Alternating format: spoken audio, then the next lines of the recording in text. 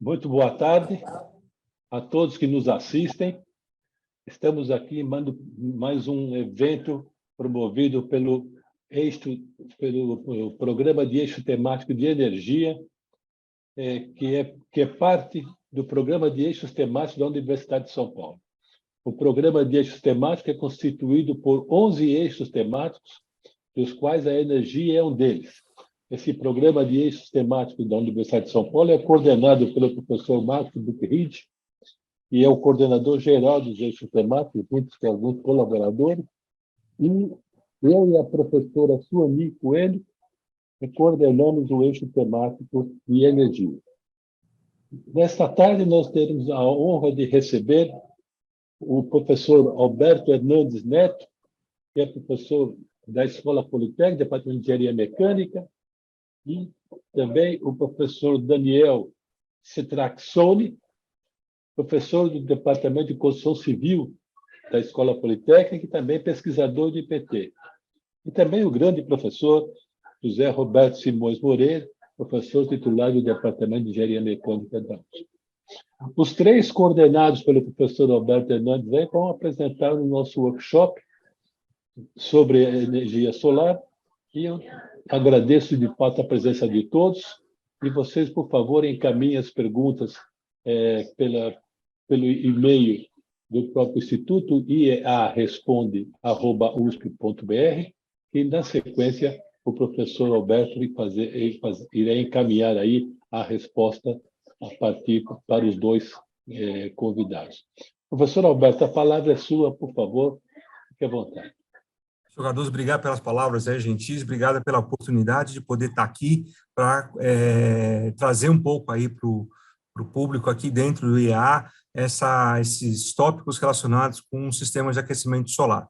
Tá? A gente entende que o Brasil está numa situação ímpar, né, em relação aos outros países. A gente tem uma série de potenciais de uso de fonte de energia renovável, e um deles está aí ligado à parte dos sistemas de aquecimento solar, que tem um potencial ainda que pode ser bastante explorado, né? A ideia aqui é a gente explorar, dividir um pouquinho aqui o conteúdo. Então, nós temos aqui, e eu agradeço já de antemão a presença do professor Daniel e do professor Simões, que gentilmente cederam o tempo deles para poder dividir um pouco de conhecimento sobre esses assuntos. E, sem muito mais delongas, eu vou passar a apresentação. A gente vai apresentar os dois seminários. Inicialmente, eles vão começar com o professor Daniel e depois passamos para o professor Simões.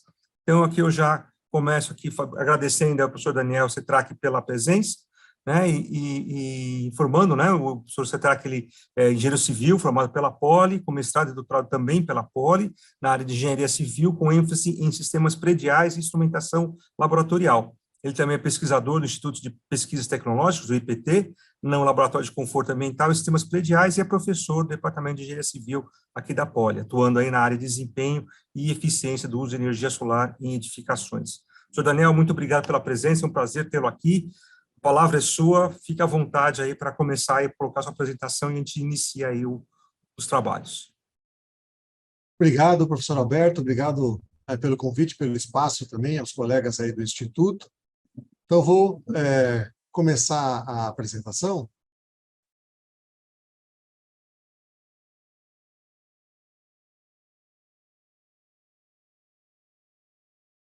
Acredito que já esteja aparecendo. Já entrou, Daniel, está tranquilo, pode ir em frente. Tá ótimo, obrigado.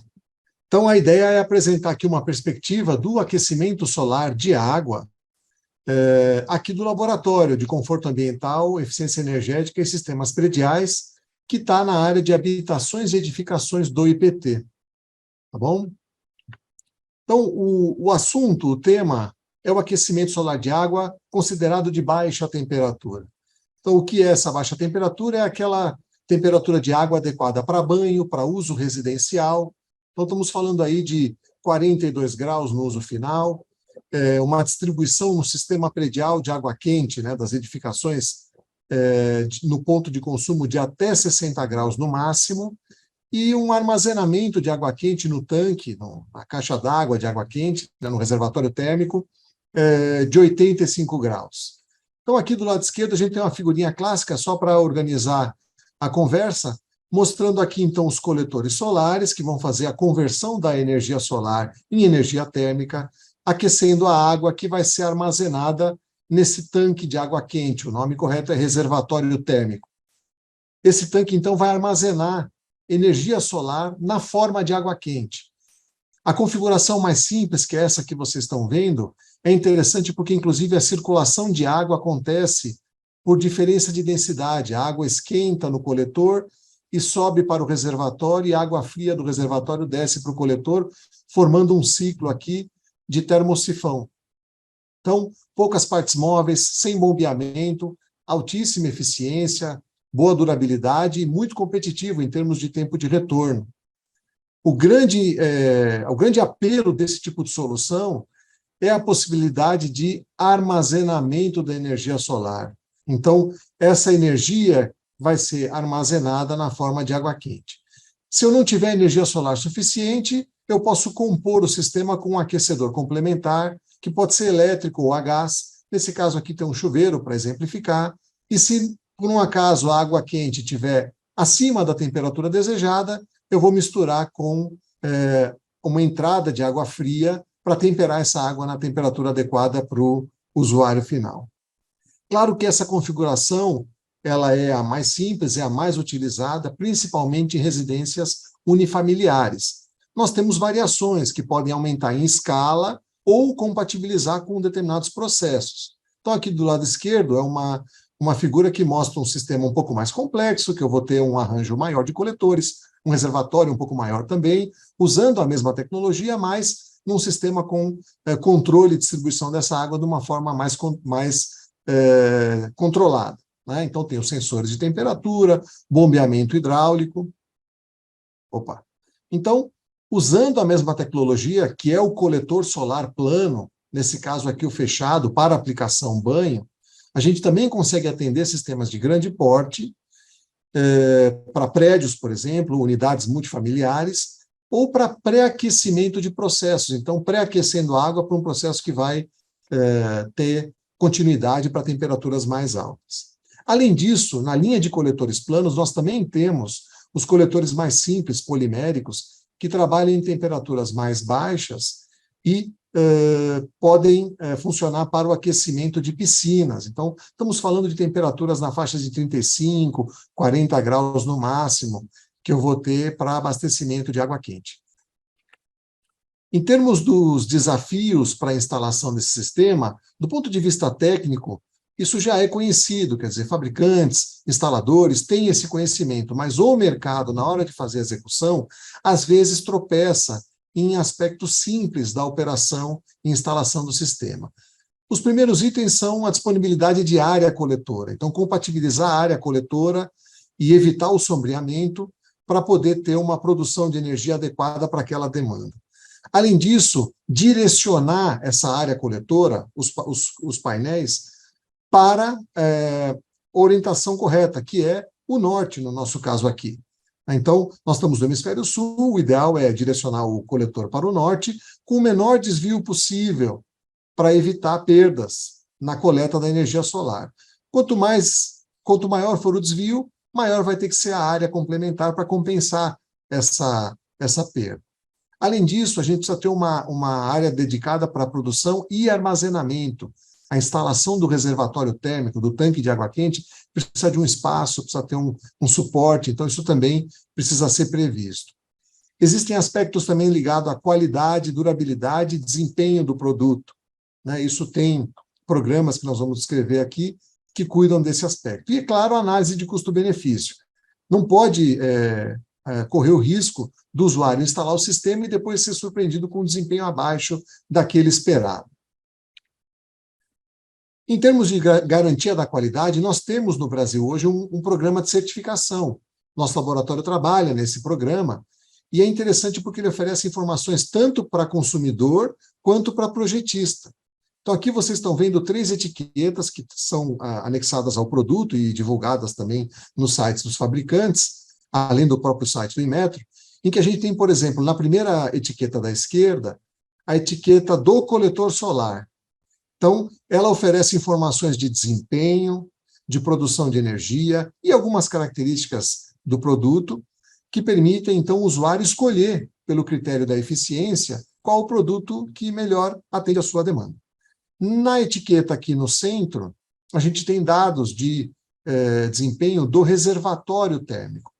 Quer dizer, eu estou preocupado com a eficiência do coletor na conversão, mas eu preciso também garantir que a energia que foi produzida também não vai ser perdida durante o seu armazenamento. Então, a retenção máxima dessa energia é interessante e, portanto, o teste de desempenho térmico garante essa característica. Além disso, esse reservatório térmico pode ter embutido nele uma resistência elétrica que vai fazer aquele complemento de aquecimento no caso de dias em que houve pouca disponibilidade de sol.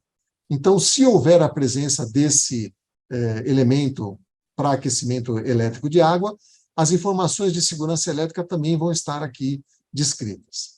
E na última etiqueta do lado direito, a gente vai ter a informação de desempenho do sistema completo. Então, o sistema acoplado vai informar o conjunto, um conjunto específico, um conjunto com a área definida, volume de reservatório definido, uma configuração fixa, e aí eu vou ter o desempenho do sistema como um todo, aqui nessa etiqueta da direita, também com dados de produção, de eficiência, né? Então, essa informação está disponível, é fácil de acessar, nas lojas vocês conseguem também identificar.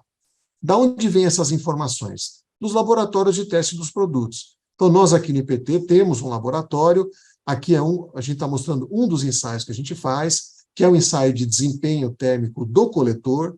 Então, aqui é uma câmara climatizada, com vento, temperatura, tudo controlado, que expõe o produto, aqui no caso o coletor solar, que dá para ver a parte de trás, exposta a um sol artificial, que também é uma condição controlada, onde a gente levanta a curva de desempenho desse coletor, que vai servir para gerar informação da etiqueta, serve também para os fabricantes fazerem desenvolvimento de produtos mais eficientes, e permite, então, ter aqui para os fabricantes no Brasil acesso a uma instalação que gera informação estratégica também para o desenvolvimento de produto.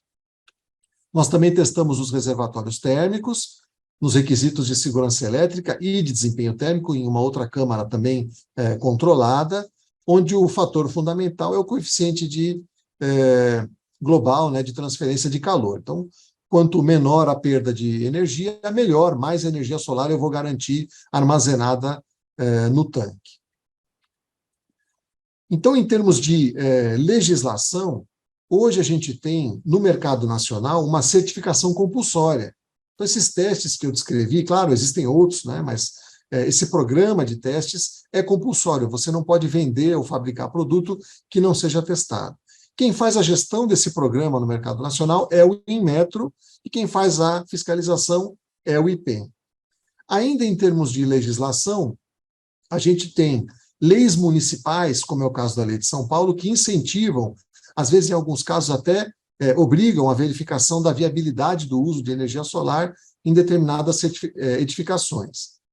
E nós sabemos de outras leis sendo estudadas para ampliar ainda mais o incentivo ao uso de energia solar, envolvendo inclusive outras tecnologias.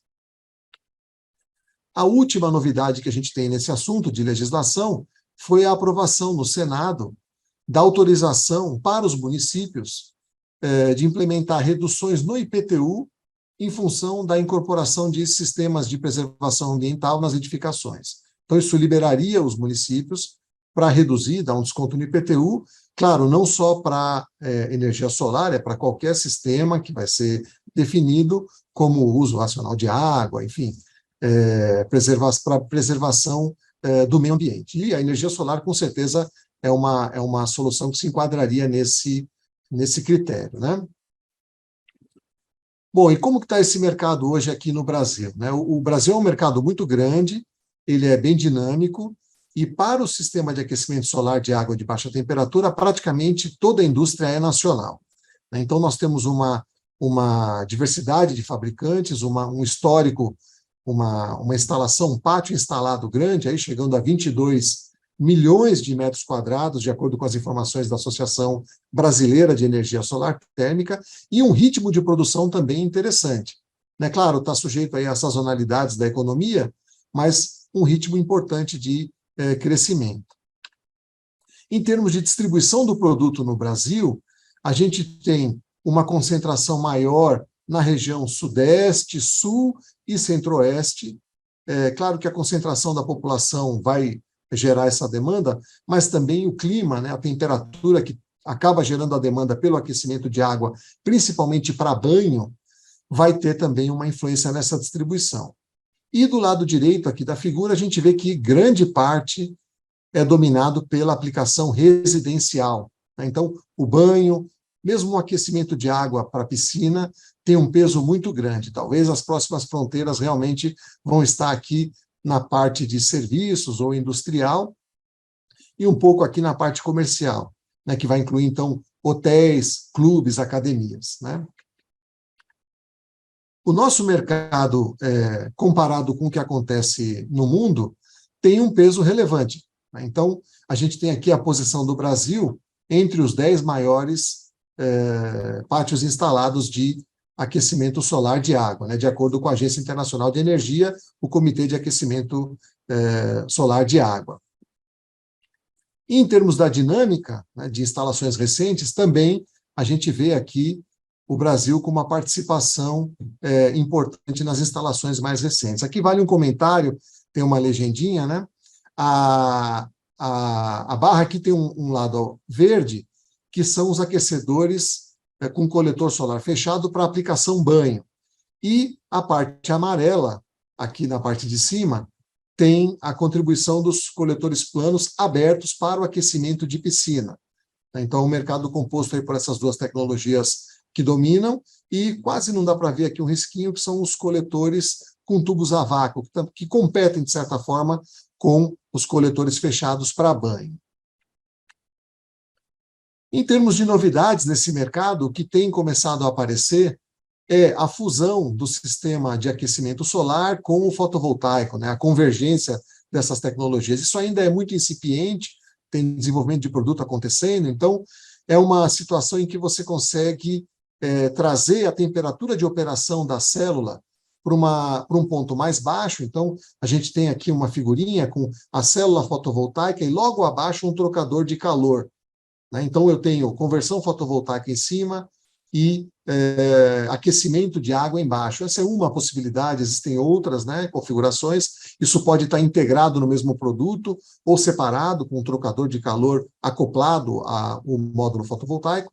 A questão é que você traz o ponto de operação da célula para um nível mais baixo, ganha eficiência energética na célula e ainda tira como efeito térmico o aquecimento da água. Então, você ganha 2 acréscimos aí de ganho de energia, levando a eficiência do conjunto para um ponto mais interessante, né? Isso ainda em desenvolvimento, a gente já testou alguns produtos, tem produtos sendo oferecidos no mercado internacional, também é algo que pode começar a aparecer no mercado nacional em breve, né?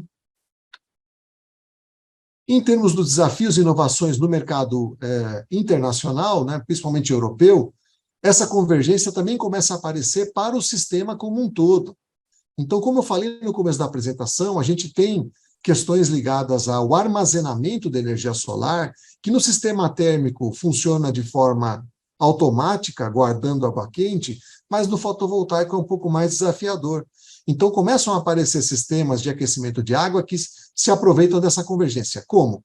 Primeiro, jogando energia fotovoltaica direto no tanque de água quente, né, guardando essa energia na forma de aquecimento, usando o tanque de água quente para isso, ou usando aqui esses desviadores, que são sistemas eletrônicos ligados ao sistema fotovoltaico que detectam quando a demanda de energia elétrica está abaixo da produzida, aí sim joga energia fotovoltaica para o tanque de água quente. Então, essa convergência pode começar a aparecer também no sistema de armazenamento de água quente, né?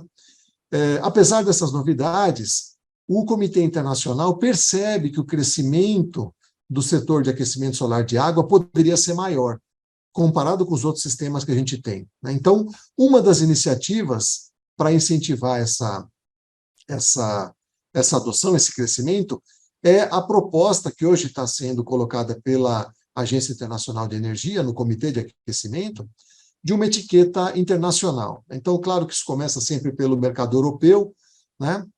A gente observa, a gente tem a nossa aqui no Brasil, a gente observa o que está acontecendo lá, e eles acreditam que pode ser algo que facilite, que dê mais dinamismo para o mercado de aquecimento de água. No nosso caso aqui do Brasil, quando a gente fala dessa questão de mercado e tecnologias, a Associação Brasileira de Energia Solar Térmica e Fotovoltaica nos lembra, e esse é um conceito importante de ser reforçado, que quando você tem uma demanda de água quente e a possibilidade de instalar um sistema de aquecimento solar de água, você tem uma eficiência, no mínimo 3 vezes maior do que quando você usa um sistema fotovoltaico, por uma questão da forma como o sistema funciona, né? O coletor solar para o aquecimento de água, ele é mais eficiente. E como a gente está falando predominantemente do setor residencial, faz sentido você mirar a demanda de energia para o aquecimento de água, primeiro com o sistema solar térmico, e aí, é claro, se você tem a possibilidade de pôr um sistema complementar fotovoltaico para atender as outras demandas de energia elétrica, também pode ser interessante. A questão é pensar na solução por tipo de demanda, né? Então, pensar no solar térmico para aquecimento e deixar o fotovoltaico para a energia elétrica, que, de certa forma, já é o que a gente tem, o que a gente vê nas soluções que são adotadas em programas habitacionais.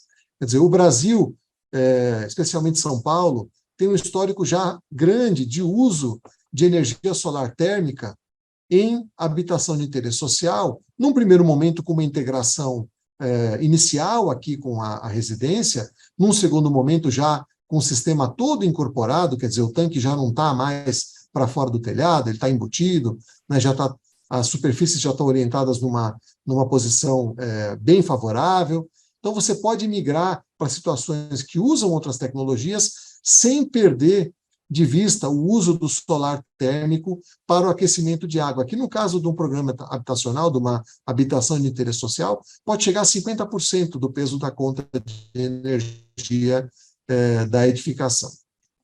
Então, o que eu pretendia apresentar para vocês era isso. Agradeço o espaço, agradeço ao professor Alberto, à equipe aí do Instituto, pela oportunidade de falar um pouquinho sobre esse tipo de solução. Muito obrigado, professor Daniel, obrigado pela palestra aí, pelas informações, super interessante, né, e a gente vai ter um espaço aí para depois o público mandar perguntas. Então, eu só reforço aí para o pessoal que está assistindo aí o evento, lembrar que se vocês quiserem mandar uma pergunta para o professor Daniel e depois para o professor Simões, ao final da apresentação do professor Simões, a gente vai abrir para perguntas, então, mandar aí para o e-mail iaresponde@usp.br, para a gente poder trazer as perguntas aí para os dois convidados aqui de hoje.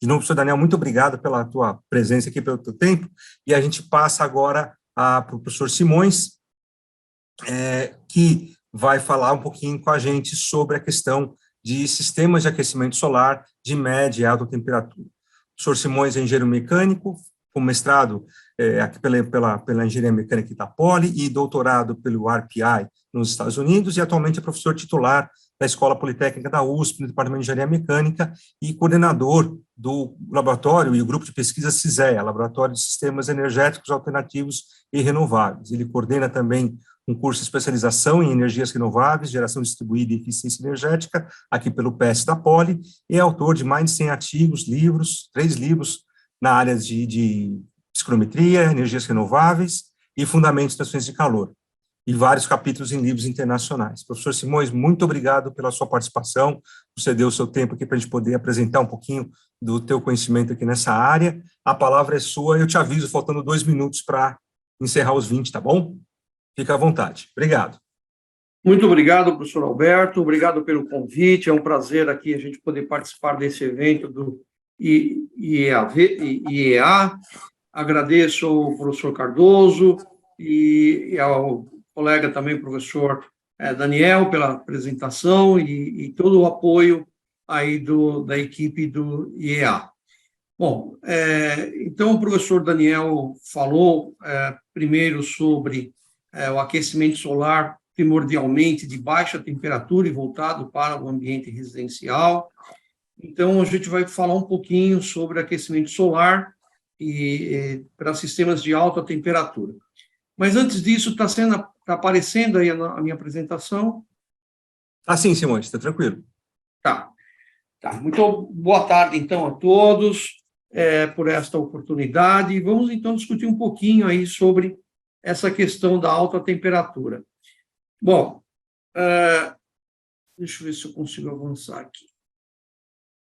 Bom, eu deixei algumas informações aqui sobre o nosso trabalho, o professor Alberto já mencionou algumas coisas. Eu queria aproveitar o espaço aqui para divulgar um pouco o nosso livro, que, na verdade, eu sou o organizador do livro. Esse livro conta com mais de 30 autores e é intitulado Energias Renováveis, Geração Distribuída e Eficiência Energética, em que a gente trata os mais diversos tópicos da área de energias renováveis e também a questão da eficiência e da geração distribuída. Então, esse é um livro que já está na 2ª edição e muitos desses tópicos a gente trata nesse livro, inclusive dentro do contexto nacional, com legislação pertinente e outras informações próprias do país. Para falar um pouquinho sobre energia solar, né? Então, a gente tem algumas ilustrações aqui. O que nós vemos aqui, então, é uma ilustração bem antiga de um livro de cerca do ano 1000 depois de Cristo, né? O livro de Ótica, desse árabe, né?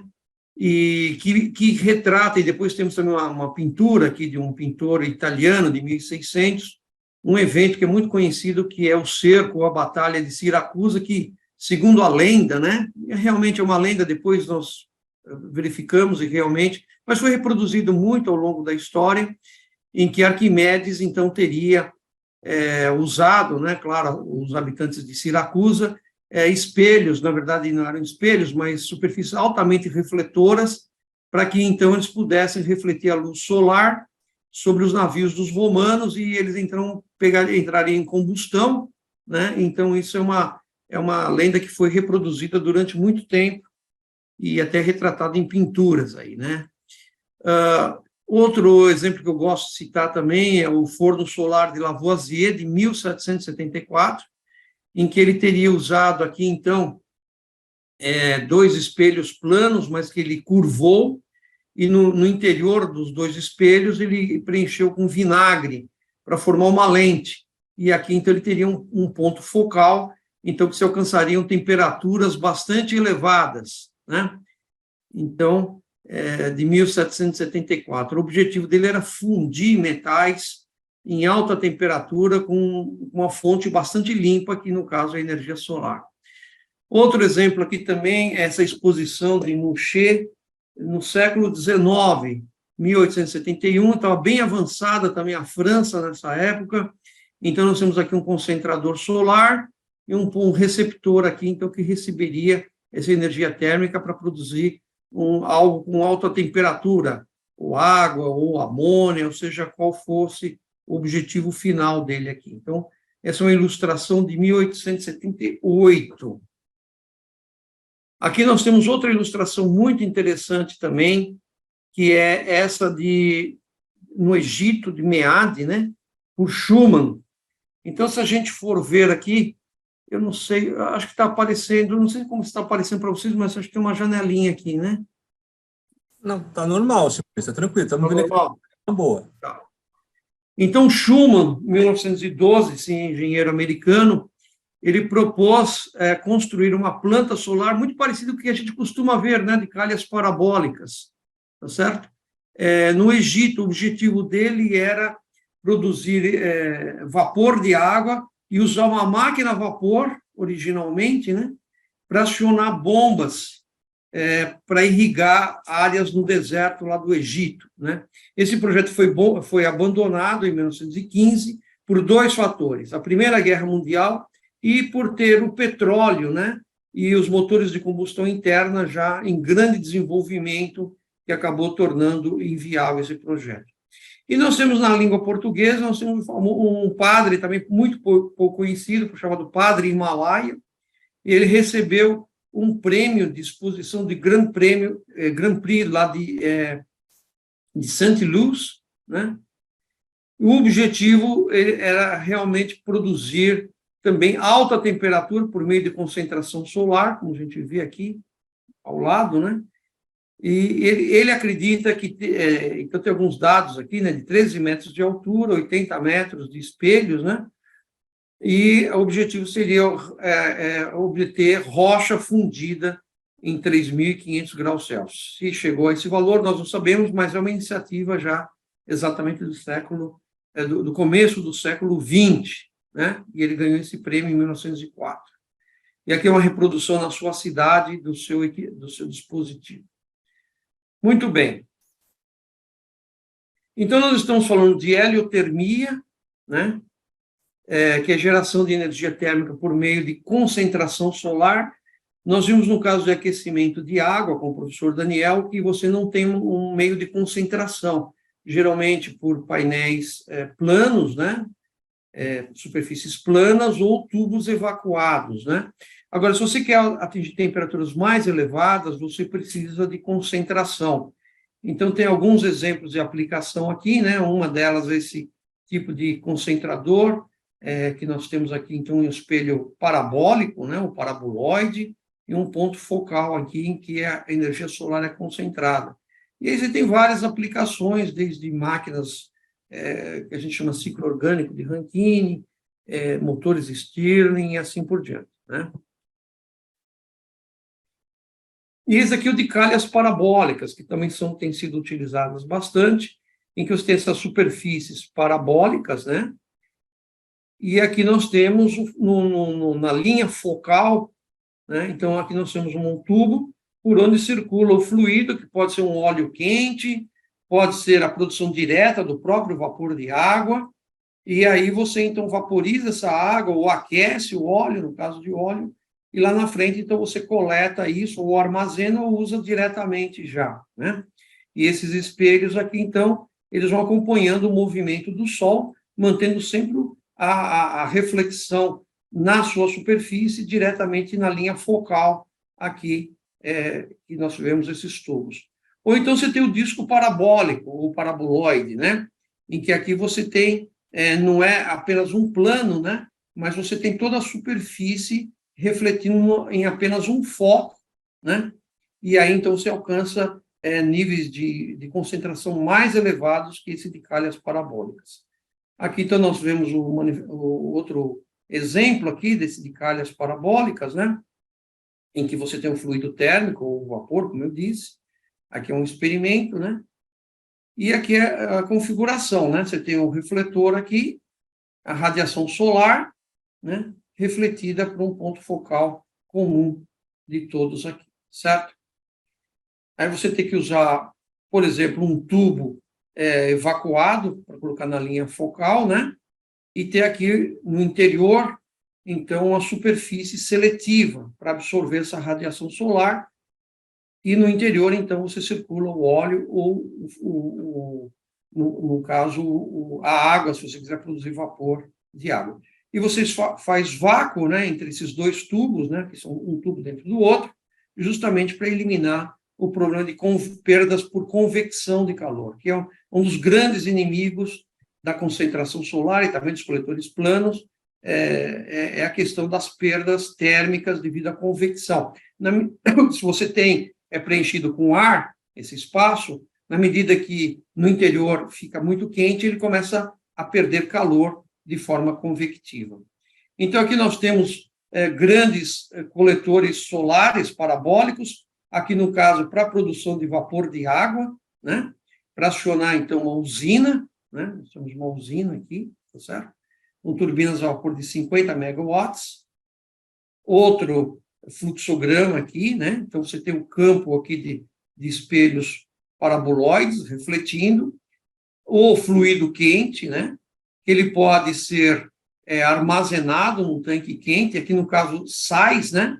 Se você quer temperaturas mais elevadas, os óleos térmicos já não são suficientes, acima de 400 graus Celsius, e aí você começa a usar sais fundidos, chega a temperaturas de 500, 550 graus Celsius, que são temperaturas bem mais elevadas. E aqui você tem a parte, então, de produção do vapor, né, o gerador de vapor, né? Se você precisar um aquecimento adicional, e aí, então, a turbina a vapor que produz, então, a energia elétrica, certo? Aqui outros tipos, né, de aquecedores também, alguns níveis de temperatura aqui para a gente ter uma noção, né, desse projeto da Thermex da Índia, né? Aqui o sistema com concentração, né, que eu mencionei, agora com não uma calha, mas um paraboloide, né, que a gente chama de um prato parabólico, né? E aí você usaria, por exemplo, aqui, esse equipamento aqui é um motor de Stirling, que a gente fala, que é um motor que pode transformar alta temperatura devido à concentração solar em diretamente energia mecânica de acionamento de um eixo, né? E aí você pode acionar também um gerador elétrico para produzir energia mecânica. Esse é o motor Stirling, né? E sistemas com concentração também, né? Essa é outra técnica, em que aqui você tem vários espelhos que mantém sempre o foco aqui numa torre, né? Então, você tem uma torre aqui, todos eles refletindo a radiação aqui para essa torre, e essa torre, então, aí você produz um sal fundido, né? Por que sal fundido? Por causa da temperatura. Você está falando que a temperatura de 550 graus Celsius e até acima. E aí você começa a ter problema com fluidos de trabalho. Eu vou me avançar rápido aqui. Aqui outro também, no deserto de Mojave, nos Estados Unidos. Nós temos agora um projeto aqui da América do Sul também, no Chile. E, bom, todos esses projetos, todos esses equipamentos, eles dependem de alta radiação direta do Sol, né?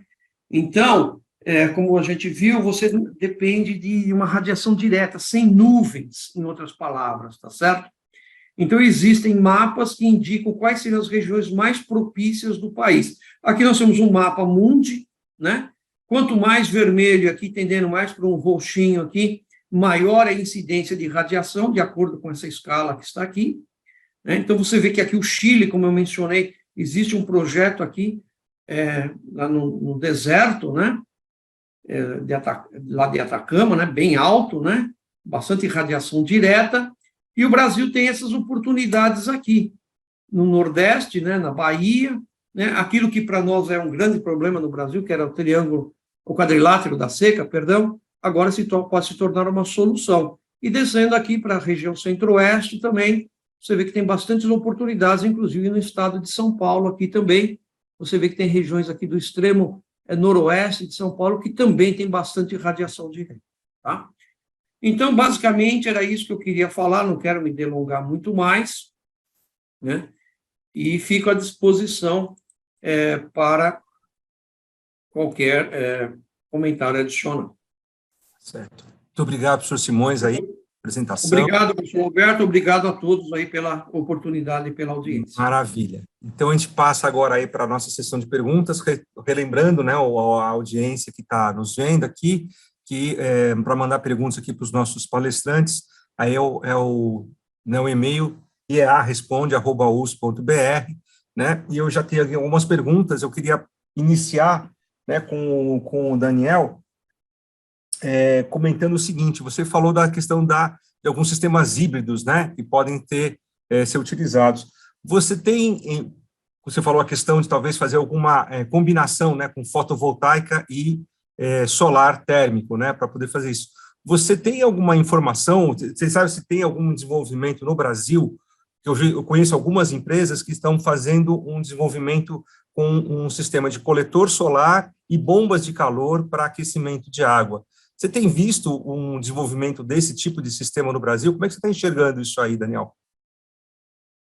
Olha, a gente tem, sim, visto esse tipo de iniciativa, tanto de empresas aqui no Brasil, tentando desenvolver o produto. Nós já tivemos, inclusive, situação de testar aqui no laboratório a eficiência para que o fabricante faça ajustes no protótipo, né?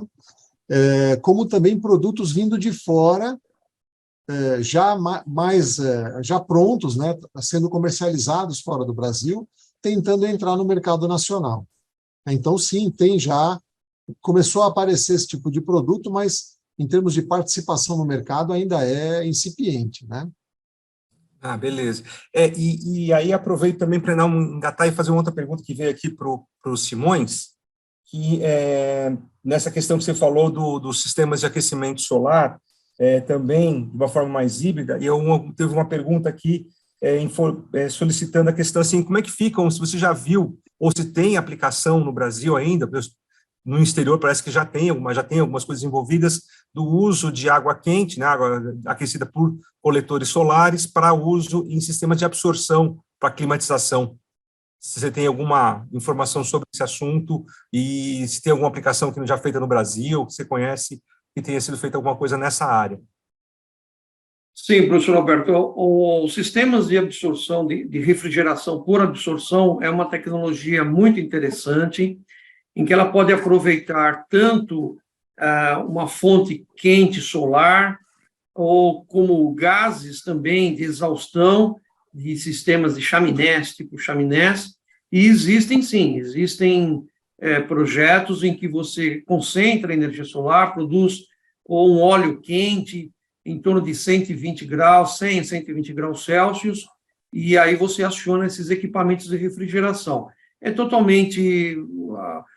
o custo, digamos assim, é o custo da energia solar, do equipamento em si, né? Não tem custo de operação, porque ele é um equipamento, uma vez que você está instalado, o seu combustível, entre aspas, seria a energia solar. Existem, sim, para responder de forma mais objetiva aí a pergunta. Então, veio uma outra, que aqui acho que pode ser para os dois, aí eu vou ouvir um pouquinho dos dois, tá? É uma pergunta, talvez, tanto para o professor Daniel quanto para o professor Simões. Do ponto de vista, como é que vocês estão enxergando, né, do ponto de vista do mercado brasileiro, a questão da instalação de equipamentos de ar-condicionado, como é que está sendo a questão da qualidade, tanto dos equipamentos que estão chegando no mercado, quanto do ponto de vista da qualificação técnica das empresas que estão se instalando aqui no país, ou que já estão sendo formadas aqui no país, para a instalação de sistemas de aquecimento solar.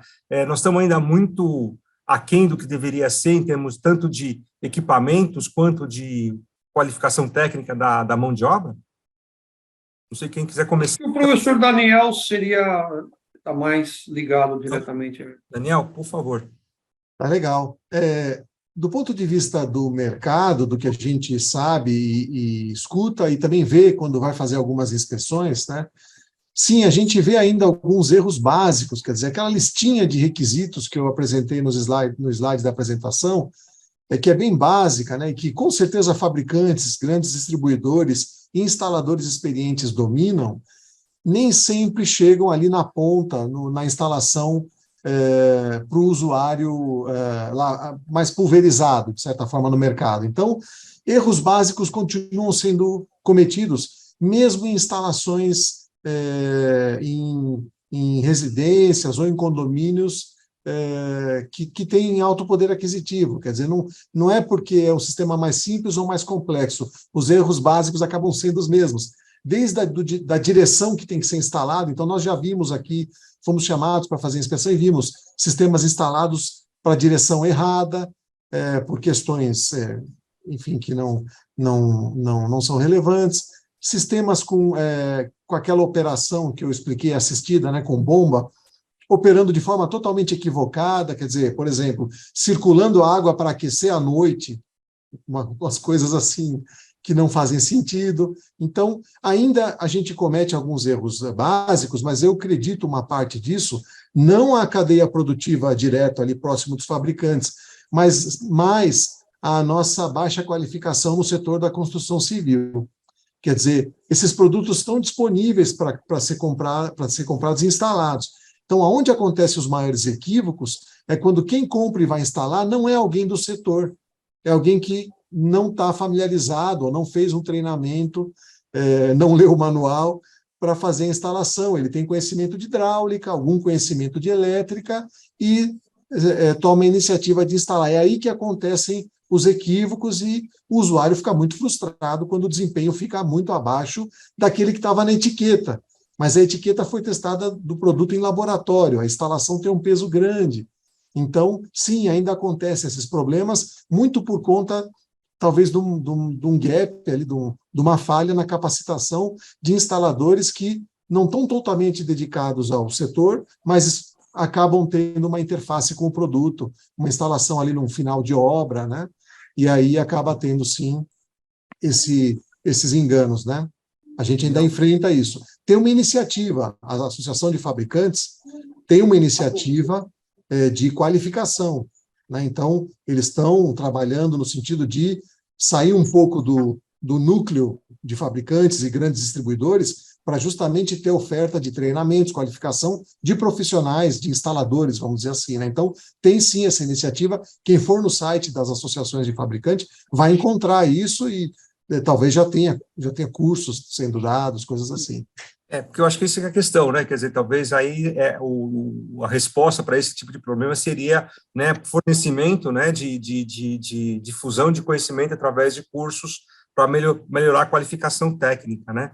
E eu não sei se, tanto no questão da, né, também aí para o professor Simões, eu me pergunto se não existe aí também, aproveitando aí o gancho, a questão também, será que aqui no Brasil ainda existe ainda uma certa, vamos chamar, resistência cultural ao uso de energia solar tanto para aquecimento, né, em residências, quanto para a área de processos? Será que ainda um pouco daquela desconfiança? Será que funciona mesmo? Será que, eu não sei se isso existe ainda, sei se nós já passamos dessa fase, ou ainda tem muito dessa resistência do usuário, né, seja o usuário residencial, como o caso de baixa temperatura, quanto de média e alta. Será que ainda existe um pouco dessa resistência do ponto de vista de entender que isso poderia ser uma alternativa e se não é utilizada é porque pessoas têm um pouco de desconfiança se funciona mesmo ou não? Não sei se esse meu raciocínio faz sentido para vocês.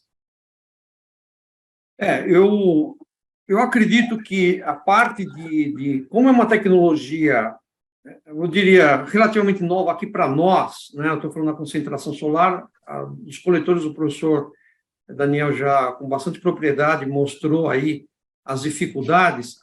Eu vejo que é um problema de conhecimento, porque você precisa se apoderar e conhecer a tecnologia, né? No caso da concentração, diferentemente do caso dos coletores planos, que já existe toda a normatização, já é algo, como o próprio IPT já faz esse serviço de etiquetagem, de testes de etiquetagem, isso já não existe no caso da concentração. Quer dizer, são tecnologias que ainda demandam muito conhecimento de engenharia, para você definir o projeto, e cada caso é um caso, né? Mas existem grandes oportunidades e eu acho que falta o mercado conhecer ainda melhor essa tecnologia. Nós coordenamos um curso de extensão universitária exatamente nessa área, para que haja um conhecimento e uma difusão desse conhecimento. Então, eu acredito que existe uma oportunidade muito grande num país como o Brasil, que tem como nós vimos no mapa, né, grandes oportunidades de radiação direta, de coleta dessa radiação direta, e produção de vapor de água, produção de óleo quente. Nas usinas sucroalcooleiras pode servir como pré-aquecimento de fluidos de trabalho, água, no caso, direto. Então, toda vez que você entrar com esse projeto, você, na verdade, você é um economizador de combustível. Se você precisar queimar algum combustível, quer que seja de biomassa, né, ou quer seja de óleo, seja qual for, diesel, gás natural, seja o que for, quando você entra com energia solar, você está economizando esse tipo de combustível, ou se não substituir totalmente, né? Se o projeto for bem feito, um bom nível de radiação, etc., você pode acumular essa energia térmica e ser usada, inclusive, durante a noite. Então, existe uma grande oportunidade, mas, no caso da concentração, ainda é incipiente no país. Existem alguns projetos, alguns poucos projetos no país que estão em fase de testes ou em operação ainda incipiente, mas eu acho que existe um corredor muito grande para ser explorado ainda, né? E a formação de mão de obra, evidente, está totalmente ligado a essa indústria ainda que precisa ser deslanchada. Então, tem uma última pergunta aqui que eu queria passar para vocês, que está ligada a um pouco o que aconteceu hoje, foi noticiado, né, que o governo vai isentar de impostos os componentes para as placas fotovoltaicas. Então, aí tentando aí fazer aí dar um incentivo adicional a esse setor. Vocês entendem que, olhando para o lado de vocês, de aquecimento de solar, de baixa temperatura, média e alta, existiria ainda espaço para ter alguma forma de incentivo fiscal no setor que talvez impulsionaria um pouco mais, né, esse mercado e esse tipo de sistema? Vocês entendem que ainda tem alguma alternativa, ou teria alguma, além do que o Daniel comentou, né, do IPTU em alguns casos, né, que já está acontecendo, existiria talvez vocês vislumbram algum outro instrumento, talvez, fiscal, que pudesse auxiliar no aumento do uso desse tipo de sistema no Brasil? Sei quem fica à vontade, qualquer um dos dois aí, por favor, fiquem à vontade de falar. O professor Daniel, ele domina bastante a área dos coletores, não sei se ele quer falar, mas eu vou falar rapidamente para a gente também já deixar espaço. Eu acredito que sim, muita dessa tecnologia, ela é importada, né? Infelizmente, a gente precisa ainda desenvolver, esse é um grande desafio, por exemplo, nos espelhos, refletores de alta índice de reflexão, né? Os próprios absorvedores, né? Os tubos que vão absorver, os tanques para armazenamento de energia térmica. Claro, é bem-vindo, né? Tudo isso significa redução de custos do investimento inicial, eu vejo com bons olhos, né? No caso do fotovoltaico, eu acho importante porque é uma tecnologia já dominada, nós não estamos falando aqui de fotovoltaicos, mas realmente impulsiona, tudo que você reduz em termos de impostos, você acaba impulsionando a indústria e o crescimento do setor. Eu vou passar a palavra para o professor Daniel, que ele tem mais algum conhecimento de estudos evacuados, né? Vai lá, Daniel. Não, eu concordo com o que foi comentado, acho que todo incentivo é bem-vindo, né? A gente sabe que o setor convencional, outros combustíveis, outras tecnologias, tem também incentivos, então todo incentivo que tiver para a energia solar também é bem-vinda, né?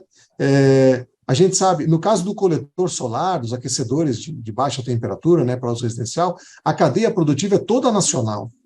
Então, toda a fabricação é feita no Brasil. Então, qualquer incentivo também que a cadeia tiver, ela já tem alguns, né, também são bem-vindos.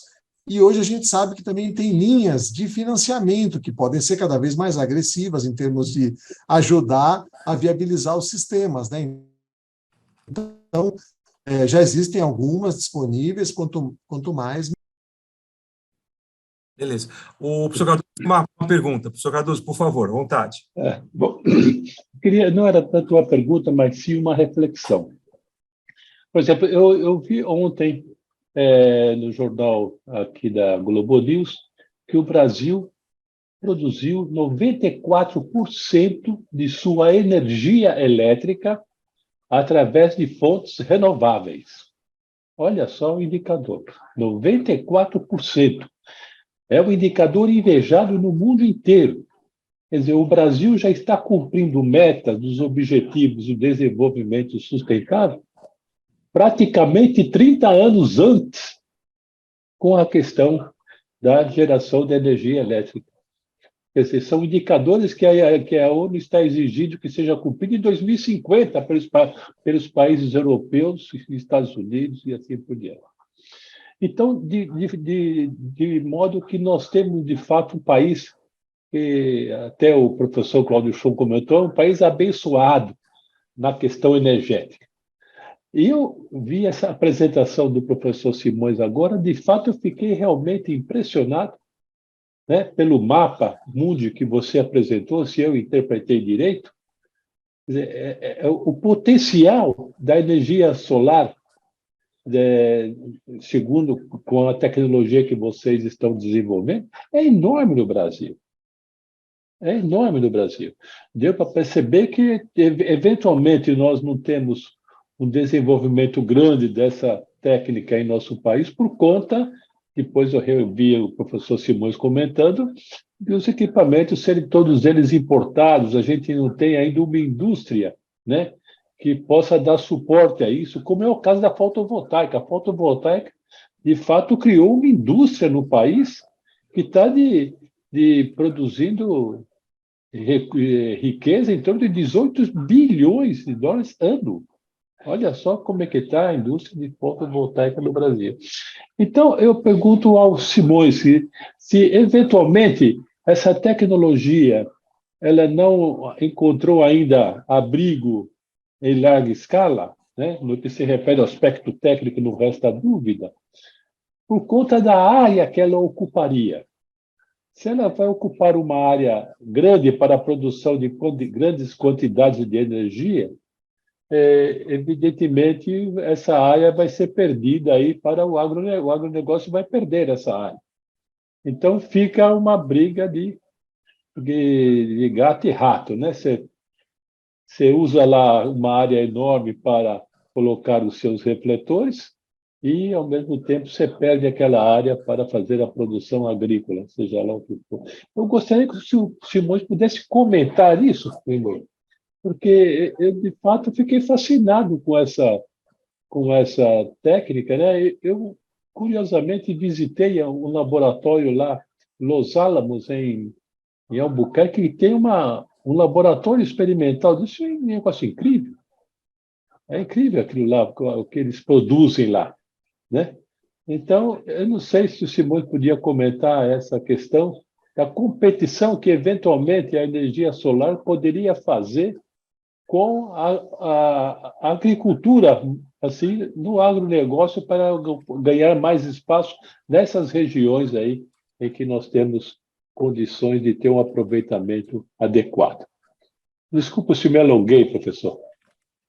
Prezado professor Cardoso, essa pergunta é bastante pertinente e é um grande desafio. Eu só estou tentando... Aqui, deixa eu parar aqui. Eu fiz a projeção da área.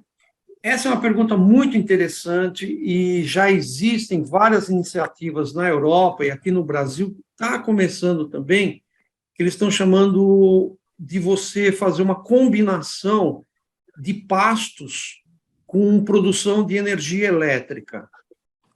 Uma que pode ser feita é com painéis fotovoltaicos. Então, você combina os painéis fotovoltaicos com pastos, né, que vai providenciar para os animais até sombra, né, em regiões que você tem bastante irradiação solar, e você pode combinar com os painéis fotovoltaicos.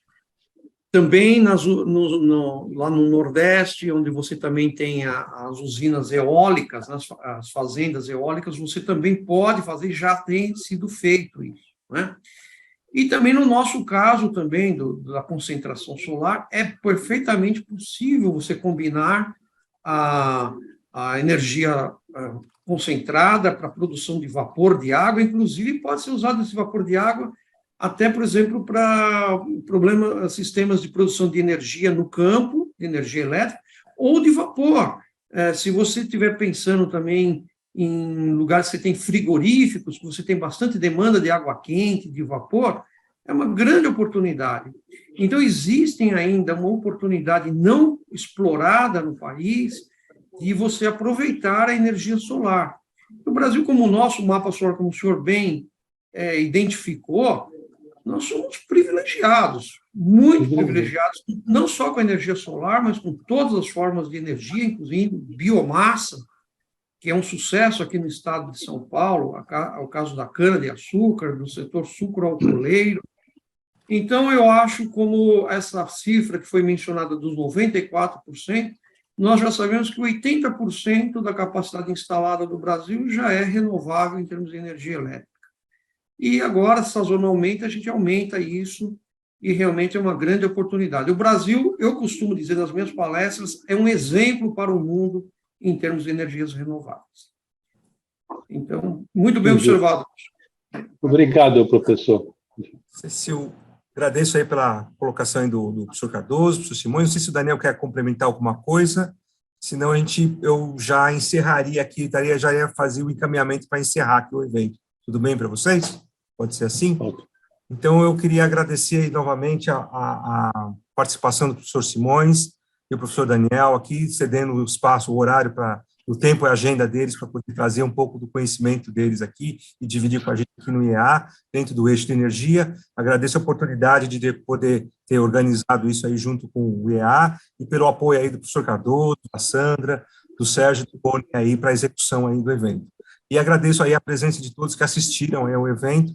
Espero que tenha sido interessante. E aí eu não sei se eu deixo aqui um espaço aqui, talvez o professor Simões, Daniel, quiserem fazer alguma colocação antes da gente encerrar. Aí eu passo para o professor Cardoso. Não sei se querem fazer alguma colocação, Daniel ou Simões, fiquem à vontade. Eu só quero agradecer aí essa oportunidade que o IEA e essa iniciativa, né, que o professor Cardoso está levando e ao grupo que está fazendo esse trabalho. Eu acho que é uma divulgação importante, é um espaço importante para que se conheça, não só o caso da Solar, eu sei que existem também de outras iniciativas, mas é muito importante, realmente muito importante que nós sabemos que o Brasil tem grande potencial de crescimento em todas essas áreas de renováveis. Então, obrigado pela oportunidade, agradeço ao Alberto, ao professor Cardoso, ao professor Alberto, ao professor Cardoso, o professor Daniel, toda a equipe do IEA também. Muito obrigado pela oportunidade. E fico à disposição para qualquer contato futuro aí. Obrigado. Daniel, você... Eu gostaria de agradecer a oportunidade, o espaço, e também me colocar à disposição. Nós estamos aqui no laboratório do IPT e também lá na Escola Politécnica, nos cursos de engenharia civil, para ajudar nessa divulgação, nessa disseminação do conhecimento a respeito dessa tecnologia, que ainda tem muito potencial, como foi comentado aqui pelos colegas, para crescer. É uma indústria que já está estabelecida e pode gerar muito trabalho para muita gente também. Obrigado a todos pela colaboração, pela disponibilidade e até a próxima. Obrigado, Daniel. Então, sem mais nenhum, passo para o professor Cardoso e agradeço aí de novo a oportunidade, aí ficamos aí para encerrar o evento. Obrigado, professor Cardoso. Eu que agradeço, professor Alberto. Primeiro, felicitá-lo por convidar aí 2 profissionais aí que demonstraram uma densidade intelectual elevadíssima nessa questão da energia solar. É algo que, de fato, nós precisamos estudar. O Brasil precisa, de fato, se preocupar com isso, porque nós temos um potencial enorme de aproveitamento desse tipo de energia e no momento em que nós estamos enfrentando um processo de transição energética relevante, e a Universidade de São Paulo não pode deixar de gerar políticas públicas para que a gente enfrente esses desafios aí nas próximas décadas.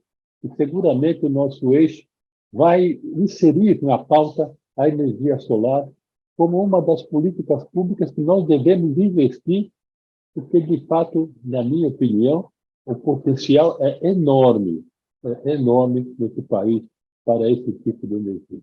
Novamente, eu agradeço ao Daniel e ao professor Simões e também volto a parabenizar o Alberto pela organização.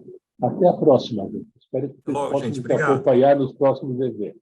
Obrigado, então, ao Sérgio e também a Sandra Cedini, que sempre nos ajuda aí na resolução dos nossos problemas quando organizamos nossos workshops. Um abraço a todos.